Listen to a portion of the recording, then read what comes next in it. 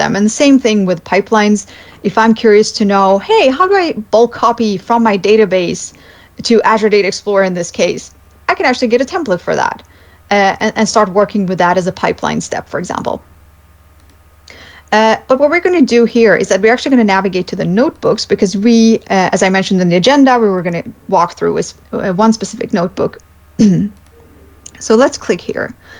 And now we're going to look for a notebook. It's on the second row, and we're going to look for this particular notebook. Depending on how large your screen is, it's going to appear in different places. So I'm not going to say, a specific place. We just have to look for the data exploration and ML modeling notebook using the New York Taxi dataset and Spark MLlib.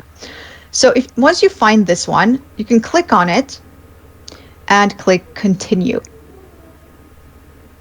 And what you see here is that exact notebook that we're actually going to run and walk through on the Spark pool that we just created, that is the notebook that you'll see here. And you'll get a chance here to actually explore these, which is an awesome feature. You'll be able to explore and say, hey, maybe this wasn't for me, or yeah, this is the sample that I was looking for.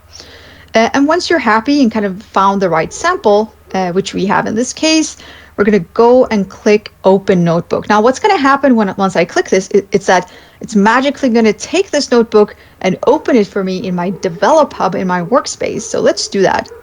And let's watch that magic.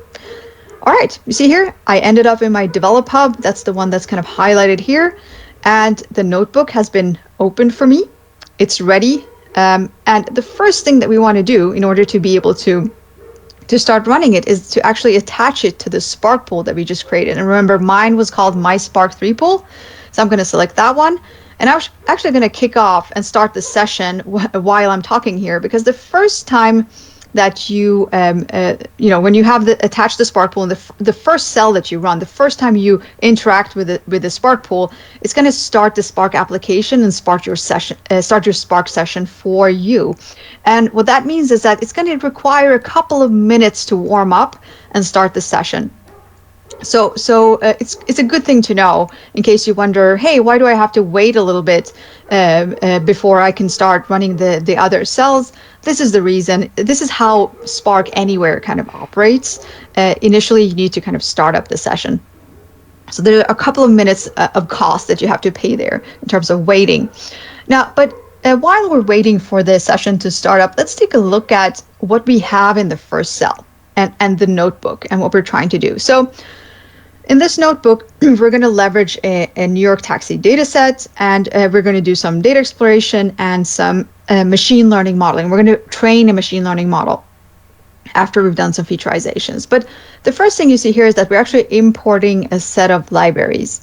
And this is very common as you're working with really any type of workload, I would say, when you're using Spark. Is really that, whether you're doing data engineering or just some, data exploration or even machine learning and data science, you're likely going to need libraries that you're going to import. And in some cases, in this case, for example, we're actually going to leverage a lot of the built-in libraries that come with the runtime. And a good positive aspect of our runtime is that we've actually gone and analyzed which are the most commonly used, frequently used libraries that a lot of users have and want to use every day. And we made sure to include those in our runtime. So it means that for most kind of tasks, especially the ones where you find notebooks and other samples in the knowledge center that we just went to, you probably don't need to add additional libraries to your session. But as you kind of work with Spark, and let's say you use PySpark, for example, a lot, or Scala, and you want to do different exploration that requires libraries.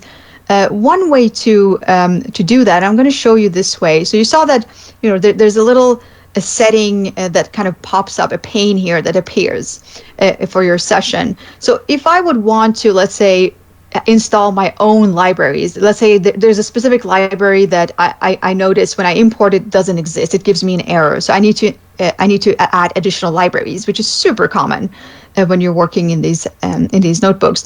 Is that you would need to go to Configure Session and on packages. And the reason that I can select packages here is because we enabled this setting earlier when we were creating the Spark pool. We said we want to enable the session level